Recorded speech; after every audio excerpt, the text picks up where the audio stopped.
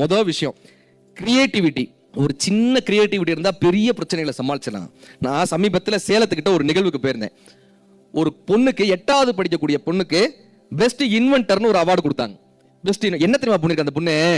வீட்டில் அவங்க அப்பாவுக்கும் அம்மாவுக்கும் எப்பயுமே சண்டை வந்துகிட்டே இருக்குமா. வீட்டில் எப்போ பார்த்தாலும் ஏதாவது ஒரு சண்டை வந்துகிட்டே இருக்கும். எதுக்கு சண்டை வருதுன்னா, இந்த ஸ்டாப்லர் பின் அடிக்கிறாங்கல்ல, இந்த ஸ்டாப்லர் பின் தீந்து போயிடுச்சுன்னா அவங்க அப்பா அந்த ஸ்டாப்லரை தூக்கி எறிவாராம். இது எப்பயுமே இந்த சண்டை வந்துகிட்டே இருக்குமா. இப்போ இந்த பொண்ணு என்ன தெரியுமா பண்ணிருக்கு, இந்த ஸ்டாப்லர்ல பின்னு போடுவோம்ல, அந்த இடத்துல நெயில் பாலிஷ் இருக்கும்ல, சிகப்பு கலர் நெயில் பாலிஷ், அதை எடுத்து கடைசி 4 பின்னுக்கு பெயிண்ட் அடிச்சு விட்டுருச்சு. இப்போ இந்த ஸ்டாப்லர் போடும்போது கடைசி 4 பின் வரும்போது சிகப்பா வருமா, அப்ப ஸ்டாப்லர் பின் தீர போதுன்னு தெரிஞ்சு மாத்திரலாமா. ஒரு சின்ன கிரியேட்டிவிட்டி வீட்டில் இருக்கக்கூடிய பெரிய பிரச்சனைகளை தடுத்துரும். சின்ன சின்ன கிரியேட்டிவிட்டி. இப்ப இந்த 40 மாடி கட்டடம் 50 மாடி கட்டடங்கள்லாம் எங்க முதல்ல வந்துச்சுன்னா அமெரிக்கால தான் முத வந்துச்சு. 50 மாடிகள் கட்டடம் இருக்கும். இப்போ இங்க சென்னை போன்ற பெரிய நகரங்கள்லாம் பார்த்தீங்கன்னா 40-50 மாடி கட்டுறாங்கல்ல, ஷாப்பிங் காம்ப்ளெக்ஸ் மால்லாம் போயிருக்கீங்களா? இந்த மாதிரி அமெரிக்கால தான் முத வந்துச்சு. இதுல என்ன பெரிய பிரச்சனை வந்துச்சுன்னா 15 மாடி வரைக்கும் விற்கிறது, எல்லாருமே கடைகள் போடுறாங்க. ஆனா அதுக்கப்புறம் யாருமே கடை வாங்குறதுக்கு வரல. ஏன்னா இந்த லிஃப்ட் இருந்துச்சுல, லிஃப்ட்ல 15 மாடி தாண்டி போகணும்னா பயமா இருக்கும். உள்ள அப்படியே ஒரு 5-6 பேர் உள்ள போறதுக்கு அந்த இருட்டுனூண்டு லிஃப்ட்டுக்குள்ள போறதுக்கு பயமா இருக்கு. இப்போ எல்லாரும் யோசிக்கிறாங்க, லிஃப்ட்டுக்குள்ள என்ன வைக்கலாம்? ரேடியோ வைப்போமா, டிவி வைப்போமா, லிஃப்ட்டுக்குள்ள என்ன வைக்கலாம்? அந்த காலத்துல போன்லாம் இல்லாத காலம்ல என்ன வைக்கலாம்னு ரொம்ப யோசிச்சுக்கிட்டே இருக்காங்க. இதை வைப்போமா, இதெல்லாமே சாத்தியம் கிடையாது. ரேடியோ டிவி எல்லாம் லிஃப்ட்டுக்குள்ள வைக்க முடியாது. என்ன பண்ணலாம்னு எல்லாரும் யோசிச்சுக்கிட்டு இருக்க. டீ கொடுக்கறதுக்காக ஒருத்தர் வந்தார். டீ கொடுக்குற பையன் வந்தவர் சொல்லிக்கார், சார் எனக்கு ஒரு ஐடியா இருக்கு சார், சொல்லட்டுமா? எனக்கு ஒரு ஐடியா இருக்கு, சொல்லுப்பா. சார் லிஃப்ட்டை சுத்தி கண்ணாடி வைங்க சார், லிஃப்ட்டை சுத்தி கண்ணாடி வைங்க. நம்ம ஆளுங்க தலையை வாரிக்கிட்டே 40 மாடி இல்லை சார், 400 மாடினாலும் போவான். அவன் முகத்தை பார்க்கறதுக்கு அவனுக்கு அவ்வளவு பிடிக்கும் சார், லிஃப்ட்டை சுத்தி கண்ணாடி வைங்க. எல்லாரும் கேட்டிருக்காங்க, எம்பிஏ படிச்ச எங்களுக்கு தெரியல, உங்களுக்கு தெரியுமா அப்படின்னா. வச்சு பாருங்க, ஒரு ஐடியா தான், வச்சு பாருங்க சார். வச்சாங்க சார், அவ்வளவு சக்சஸ். இன்னைக்கு லிஃப்ட் ஃபுல்லா கண்ணாடி இருக்குன்னா அந்த ஐடியாவை கொடுத்தது ஒரு இந்திய நாட்டை சேர்ந்த பீகாரை சேர்ந்த ஒரு இளைஞன். அந்த இளைஞன் கேட்கறாங்க, இந்த ஐடியா உனக்கு எப்படிப்பா வந்துச்சுன்னாங்க. இந்த ஐடியா எப்படி வந்துச்சுன்னாங்க, அவன் என்ன சொன்னாங்க, அந்த ஒரு எங்க அப்பா சலூன் கடை வச்சிருக்காரு. சலூன் கடையில முடி வெட்டுறதுக்குன்னு 2 பேர் வருவான். ஆனா முடிய வாரிட்டு போறதுக்கு, தலையை வாரிட்டு போறதுக்கு தினம் 40 பேர் வருவானுங்க. முடி வெட்டுறதுக்கு 2 பேர் தான் வருவாங்க. அப்ப தன்னுடைய முகத்தை பார்ப்பதற்கு மனிதர்களுக்கு மிகவும் பிடித்திருக்கிறது, லிஃப்ட்டை சுத்தி கண்ணாடி வைங்க. நாங்க சின்ன கிரியேட்டிவிட்டி எவ்வளவு பெரிய மாற்றங்களை உருவாக்கும்.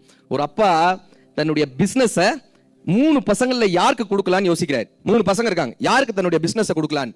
நல்லா கேட்டுக்க இந்த கதையை. புத்த மடாலயம் கேள்விப்பட்டிருக்கீங்களா? புத்த பிட்சுக்கள் இருக்கக்கூடிய புத்த மடாலயம்.